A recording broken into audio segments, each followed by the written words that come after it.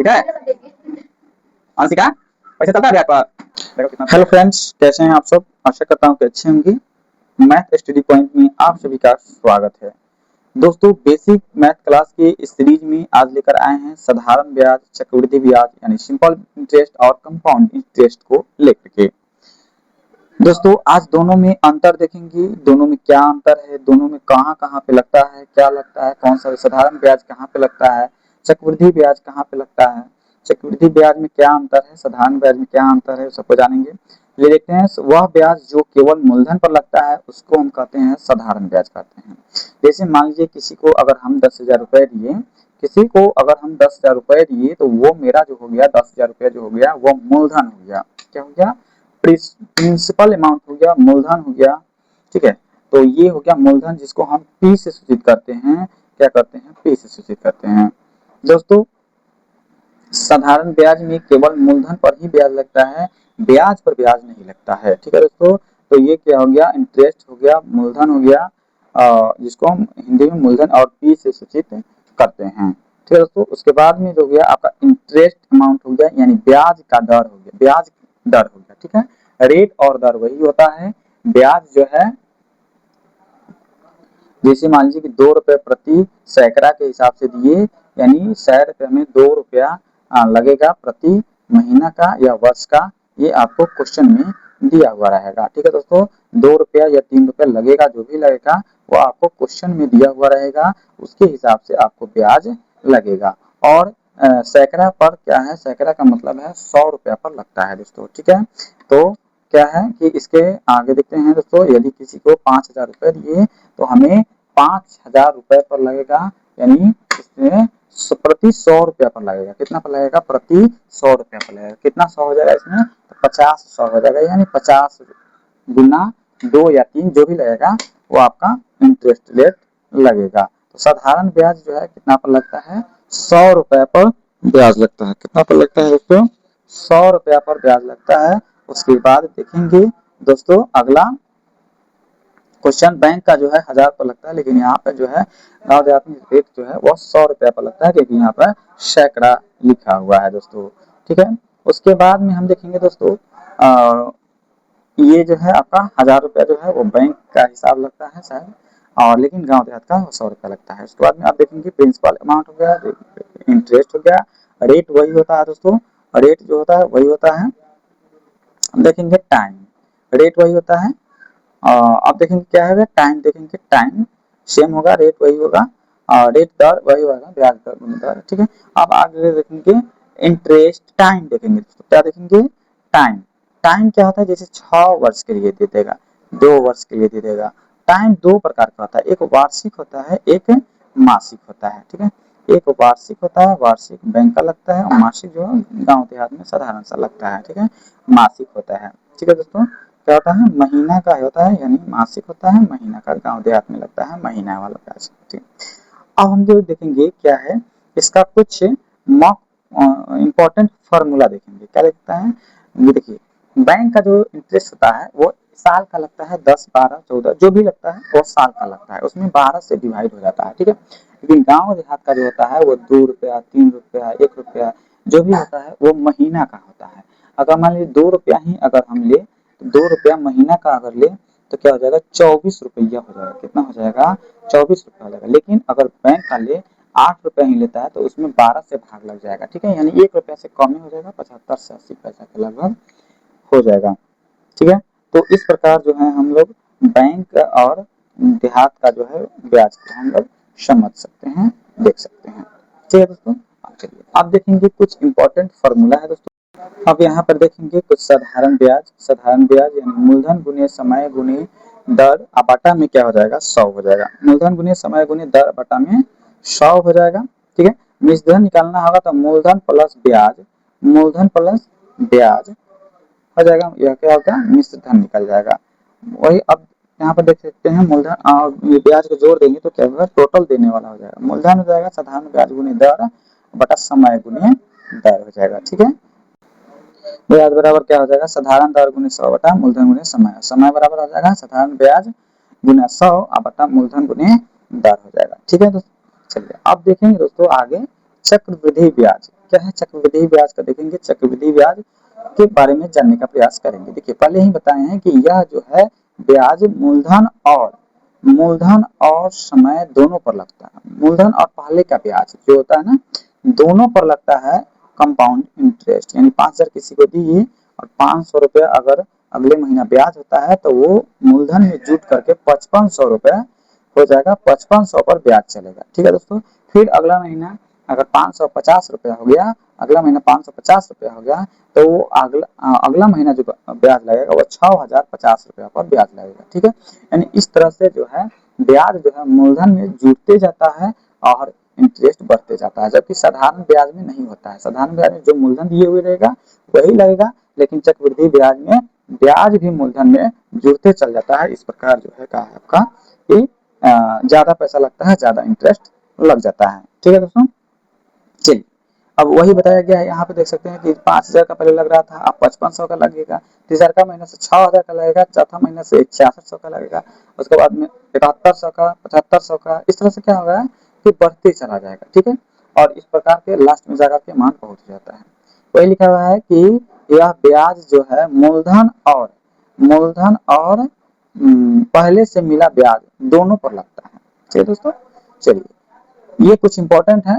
मूलधन, principal amount, interest, ब्याज दर, रट दर, नंबर ऑफ ईयर, ये एक न्यू है, नंबर ऑफ ईयर, यानी जो संख्या लगेगा, जो वर्ष जो होगा, जो समय होगा वो जुड़ जाएगा पावर के रूप में। यहाँ पे गुना के रूप में जुड़ रहा था, लेकिन यहाँ पे पावर के रूप में जुड़ा है। देखिए चक्रवृद्धि ब्याज बराबर निर्धन में से मूलधन को घटा देंगे, चक्रवृद्धि ब्याज के निर्धन में से मूलधन को घटा देंगे, चक्रवृद्धि ब्याज आ जाएगा। ठीक है, चलिए अब आगे जो देखते हैं क्या है, चक्रवृद्धि ब्याज का फार्मूला हो गया जो कि मोस्ट इंपोर्टेंट है, P गुनी 1 प्लस R बाई 100 और दर आवटा इंटू पावर n हो जाएगा, यानी नंबर ऑफ ईयर हो जाएगा। ठीक है दोस्तों, चलिए अब देखेंगे क्या है कि गुना टी यानी टाइम तो होगा करता है, टाइम तो बता ही दिए हैं।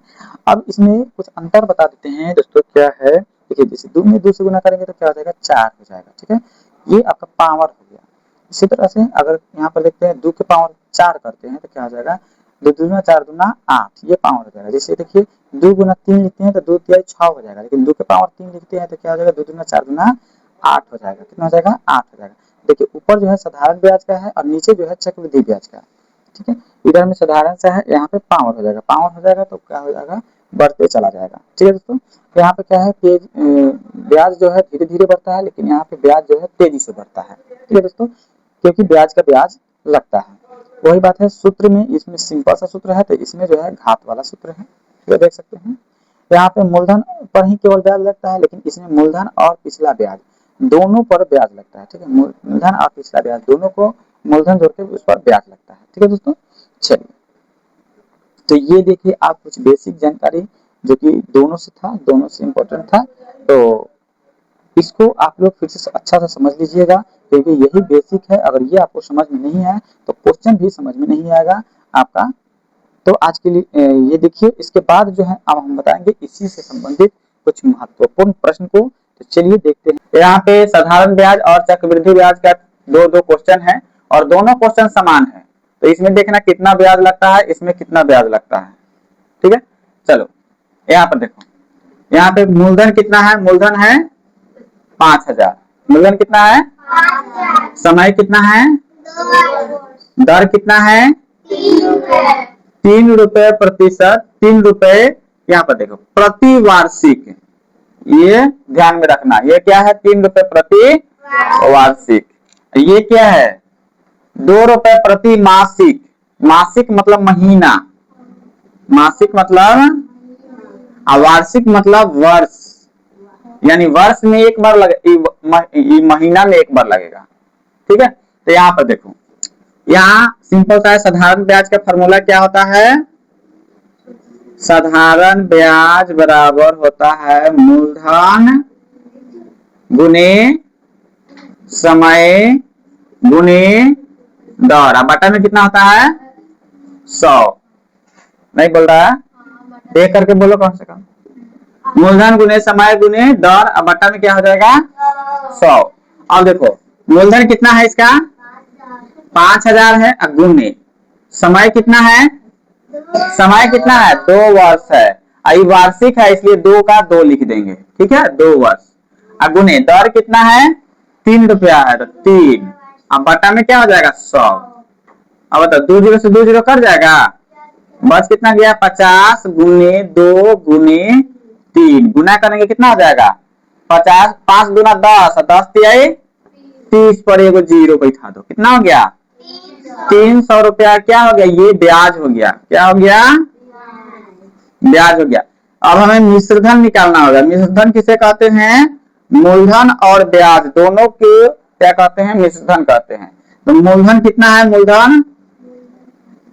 मूलधन 5000 है ना, तो मूलधन प्लस ब्याज लिख देंगे। मूलधन कितना है 5000, तो 5000 ब्याज कितना आया है 300, तो टोटल कितना हो जाएगा 5300 रुपए हो जाएगा। ये टोटल आंसर हो गया, ठीक है, टोटल हो गया ये कितना 5300, ठीक है। ये क्या हो गया, साधारण ब्याज हो गया, क्या हो गया, साधारण ब्याज हो गया। अब ये एक और क्वेश्चन है, यहाँ पे देखो मूलधन बराबर कितना है 12000, कितना है, दर कितना है 2 रुपए प्रति मासिक यानी महीना, ठीक है। समय कितना है 2 वर्ष। तो यहाँ पे हम फिर फॉर्मूला लिखेंगे साधारण ब्याज, बोलो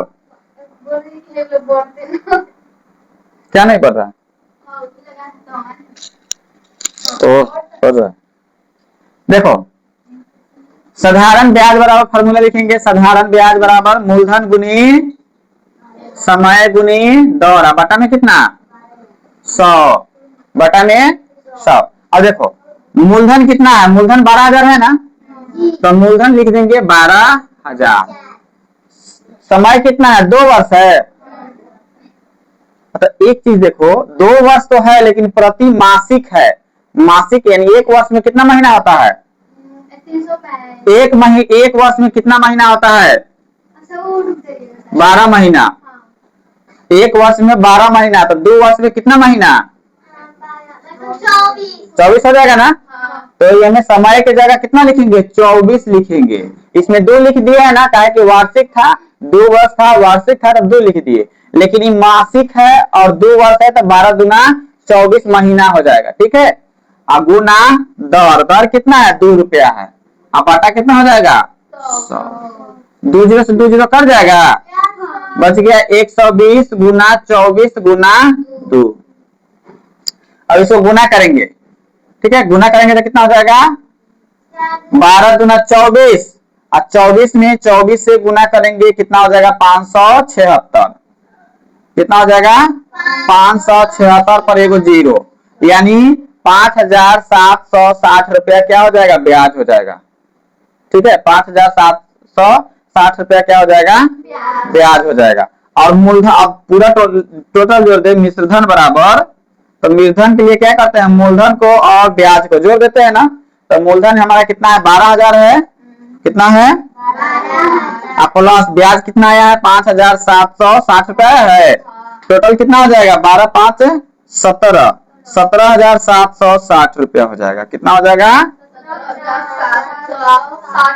देखो महीना में अगर चले हैं तो देखा कितना हो गया 6000 के लगभग हो गया ना, वही अगर वर्ष में चले तो 300 रुपया हुआ है। ये भी समय 2 वर्ष, ये भी समय 2 वर्ष। ये ब्याज दर 3 रुपया, ये 2 रुपया, ब्याज दर कम में है, इसका कम है कि नहीं है, लेकिन ये खाली वार्षिक हो गया है, ये क्या हो गया मासिक हो गया है, ठीक है। इसमें 5000 है, इसमें 12000 यानी दुगना है, मान लो अमाउंट दुगना से 200 ज्यादा, यही ना है, तो इसका ब्याज भी तो दुगना से 300 से 500 रुपया ज्यादा होना चाहिए, क्या कम होना चाहिए, क्या कि इसका दर भी कम है, इसका 3 रुपया इसका 2 रुपया है ना, तो कम होना चाहिए। लेकिन देखा कितना एक 10 गुण 20 गुना बढ़ गया, 20 23 60, 20 गुना बढ़ गया ना, क्या है कि यह महीना पर ब्याज लगा है, तो ये गांव का ब्याज हो गया, ये आपका बैंक का ब्याज हो गया, ठीक है। चलो अब इसी को हम देखेंगे चक्रवृद्धि ब्याज में, इसमें देखेंगे। चलो यहाँ पे देखो साधारण ब्याज में कितना आया है 300, सेम क्वेश्चन ये भी है, इसका देखो चक्रवृद्धि ब्याज कितना पैसा आता है। देखो यहाँ चक्रवृद्धि ब्याज बराबर फॉर्मूला होता है चक्रवृद्धि ब्याज का फॉर्मूला होता है मूलधन गुना मूलधन इंटू 1 प्लस दर बटा 100। अब यहाँ पे देखो चक्रवृद्धि ब्याज का मूलधन इंटू 1 प्लस दर बटा एन। एन यानी वही टाइम, ठीक है, समय, ये भी वर्ड से ना लिखते हैं। चलो अब यहाँ पर देखो मूलधन कितना हो गया इसमें 5000 गुने 1 प्लस दर कितना है, दर 3 रुपए है ना, 3% है यानी 3/100। 3% है यानी परसेंट को हटाते हैं तो 100 लगता है ना बटा में, 3/100। और एन यानी समय कितना है 2 वर्ष, तो 2 लिख देंगे, ठीक है। अब यहाँ देखो 5000 और इसको जब हल करेंगे तो देखो 3 में 100 से भाग देंगे तो कितना हो जाएगा, 0.0 लगाएंगे, नहीं भाग लगेगा, फिर 0 लगा के 0 लगाएंगे तो 3 मतलब कर जाएगा 300। तो कितना हो गया 0.03, कितना हुआ 0.03 का स्क्वायर, ठीक है। अब देखो तो 500 इंटू 1 प्लस 0.3 के स्क्वायर यानी 500 गुने इसको क्या करेंगे गुना कर देंगे तो कितना हो जाएगा। अब इसको क्या करेंगे गुना करेंगे, अब इसको क्या करेंगे गुना करेंगे, स्क्वायर करने का होता है इसको गुना करेंगे, तो गुना करेंगे तो देखो कितना आ जाएगा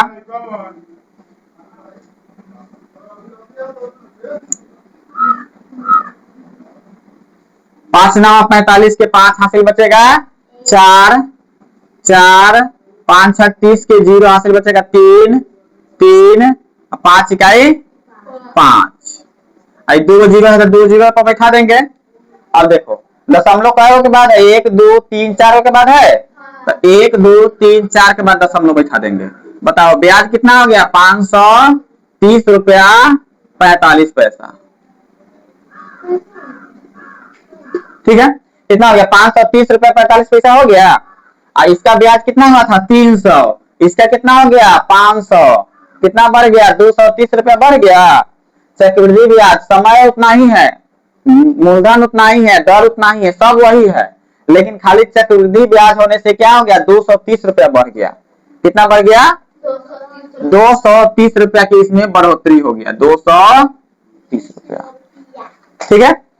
अब चले दूसरा का क्वेश्चन हम इसको देखते हैं। समय कितना है, यहाँ पे मूलधन कितना है 12,000, समय 2 वर्ष और समय क्या है, समय है 2 वर्ष और दर कितना है 2 रुपए प्रति मासिक। इसमें मासिक है, ये भी मासिक था ना, ये भी मासिक है, ठीक है। इसको देख लेते हैं। देखो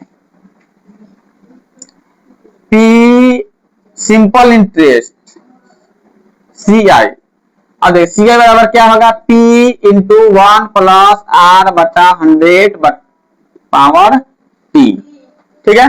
अब बताइए मूलधन कितना है 12,000 इंटू 1 प्लस दर कितना है 2 बटा में कितना हो जाएगा 100। अब समय कितना है 2 वर्ष, समय कितना है 2 वर्ष, लेकिन एक वर्ष में 12 महीना होता है तो 2 वर्ष में कितना हो जाएगा 24 महीना हो जाएगा। 2 वर्ष में 24 महीना, तो ऊपर में क्या लिखेंगे 24। अब देखो इसको लिखेंगे 12,000 इंटू 1 प्लस 0.02 हो जाएगा, ठीक है। अब यहाँ पर देखो